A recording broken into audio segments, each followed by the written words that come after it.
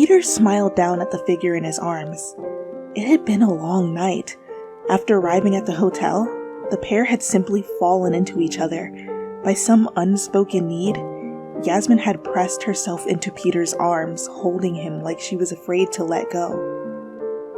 In all honesty, her faint desperation scared him a bit. He couldn't help but wonder what had happened to cause it, or what it would mean when she awoke. But whatever it was, he would be right by her side to help her back to her normal self. She stirred, a yawn escaping her mouth as her eyes fluttered open, turning to look at Peter. "Morning," she said, voice hoarse from sleep. A grin stretched across his face. "Morning. You ready to start heading home?" She frowned. "You mean go back to normal life?" The sentence hit harder than Peter expected it to. Back to normal life. In normal life, he didn't go to bed with his arms wrapped around Yasmin. In normal life, he didn't get to spend nearly every moment with her.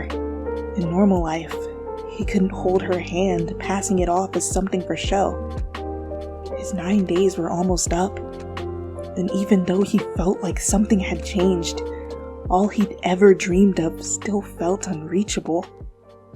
Normal life didn't seem appealing at all. "Yeah," he muttered. Back to normal life. Lost in his own thoughts, Peter didn't see how troubled she seemed at the very same idea. Yasmin got up, stretching. It felt so strange to be heading back home. Home. That felt weird too. Was her home really miles away in a lonely apartment? Why had she felt more at home here, away from almost everything she'd ever known? And why did the feeling grow a million times when she fell into Peter's arms? She dug through her clothes, rushing to the bathroom to be alone with her thoughts. Of course she knew why Peter's arms felt like that. She was just afraid of admitting it to herself, almost as afraid as admitting it to him. Soon, the pair was ready. Their bags were packed. The room was clean. They stood in front of the rental car, and now they loaded everything inside. So mundane. So heartbreaking. Peter got into the driver's seat, pulling the seatbelt across his chest. He bit his lip. "Yasmin, I don't know how ready I am for this whole trip to be over." Her gaze shot over to him. "Really? I mean, I get it. If you just want to get back, go straight to the hotel, get a good rest, and start early to—" "No." She looked him in the eye. "Let's take as many stops as we can. Stay out all night, whatever we want to. Let's just do it." A breath of relief escaped him. "That's good. Because I picked a couple stops when you took 10 years in the bathroom."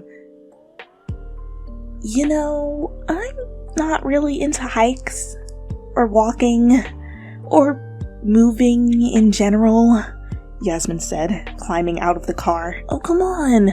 The website said it's only a mile there and back. It'll take 20 minutes, Peter said. They were in the same canyon where their car had broken down.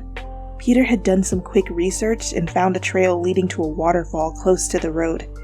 "Besides, it's a waterfall, Yasmin! That's gonna be so cool!" She narrowed her eyes. "Fine, but if I get tired, I'm making you carry me." He smiled, grabbing her hand. "Deal. Now, come on." They walked down together, enjoying the scenery. Yasmin gasped, staring up into a tree. "It's a squirrel!" "Yasmin, we have squirrels in New York." "Yeah, but this one doesn't look like it'll mug me if I don't give it something to eat." Peter rolled his eyes. "Come on, I hear water up ahead." They arrived at their destination, heads facing upwards to the spectacle before them. "Wow," Yasmin murmured. "Wow is right," Peter agreed. It wasn't huge by any measure, but the rushing water was surrounded by moss-covered rocks, water tumbling from one to the next. The mist rippled in the air. It was breathtaking. Yasmin felt Peter's hand grip her own, giving it a tight squeeze, and quietly, she smiled. The parking lot was fairly full, and Peter considered them lucky to have gotten a parking spot at all, having read up on the reputation of the restaurant. He led the both of them in, telling the hostess that they were here for a table for two. After a short wait, she led them to a table by the window. "This place is crazy," Yasmin muttered, eyes dodging around to each piece of decor. "Like the fanciest place I've ever seen in my life, crazy." Peter laughed. "Careful, they might kick us out if you look like you don't belong." Her eyes widened. "They would do that? What? No, not really. I was just—" "And what may I get the happy couple tonight?" a waitress said, pulling out her notebook. Do you have lemonade?" asked Yasmin nervously, seeming like she hadn't fully grasped Peter's humor. "Sure. What flavoring would you like in that, ma'am?" She shifted in her seat. Lemon flavor?" The waitress raised an eyebrow before turning to Peter. "And you, sir?" "I'll also have the lemon-flavored lemonade," Peter said, covering his laugh with a grin. The woman gave a sigh through her nose, rushing off to fulfill their orders. "Wow, lemon-flavored lemonade, Yasmin. Really trying new things, aren't we?"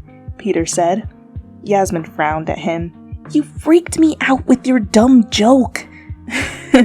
"Well, you don't have to worry anymore. They don't kick us out from that, then we're home free." She kicked him from under the table, but he still grinned despite the new ache in his leg. The third stop was a museum. It wasn't a huge one. In fact, Yasmin had never heard of it, but she didn't really care. It was an excuse to stretch her legs and prolong the arrival home by a couple hours. As soon as they were out of the car, she grabbed Peter's hand, yanking him to the entrance. "Oh my gosh, look at that one!" she said, trying to cover her laughter. They had wandered into a section of strange abstract portraits, stretched faces and contoured expressions glaring at them from every wall. Peter looked towards the portrait Yasmin's finger was aimed at, covering a laugh himself. Another patron gave them a disapproving glance. Yasmin raced towards the frame, mimicking the dramatically forlorn expression before the two of them burst out in a loud laughter. From portrait to portrait, they posed next to each one, making faces and laughing until every other person had gone to some other exhibit. At the last painting, as the giggles died on their lips, Peter stared at Yasmin's smiling face. The quiet of the moment suddenly overwhelmed him. Even as the laughter faded, the light still played on her eyes, and he took a small step towards her. She was so beautiful, with that smile on her face flushed, and he found himself leaning forward, grabbing her hand, staring down at her lips. "Excuse me? I've gotten several complaints about a couple in this exhibit.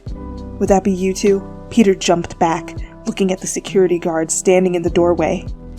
He dropped Yasmin's hand. It might have been. Sorry, we're heading out now," Yasmin said, voice flustered. "So I won't need to escort you, will I?" "Nope, no need for that," Peter insisted. "Good. Enjoy your day, preferably off the premises." As he left, Peter glanced at Yasmin. It was unbelievably difficult to hold back their laughter until they left the front doors. It was well past midnight by the time they checked into their hotel. Yasmin had to admit she was a bit exhausted by the day, but she wouldn't have done anything differently. She placed her suitcase on the ground, giving a yawn. "Someone tired?" Peter asked, coming beside her and poking her side. She shoved him. "Stop! That tickles!" "And yeah, a bit." "So, no movie night then?" he said, pouting. "I never said no to movie night, but there's no way I'm staying awake the whole time." Peter grinned, rushing to go change in the bathroom. Yasmin chuckled to herself. Her mind suddenly flashed back to earlier that day in the museum. He had gotten so close to her. Any closer and they would have. She shook her head. No need to dwell on what almost happened. But even as she laid in bed, his arm tucked around her. She couldn't help but wonder what it would have felt like to have his lips on hers, to have him closer than he had ever been. Her face flushed, and she faded into a troubled sleep. From portrait to portrait, they walked down. Ooh, wow. Spicy salsa in my throat, spicy salsa in my throat. Ah! Hello? Hey, how are you? I'm good, a waitress said, pulling out. Oh, that's a girl. Grassed Pemer. What the fuck? Pemer. Is that the worst butchering I've ever had of Peter Parker? Peter Parmesan? His Italian alter ego? It's me, Peter Parmesan. I'm gonna stop. That's really horrible.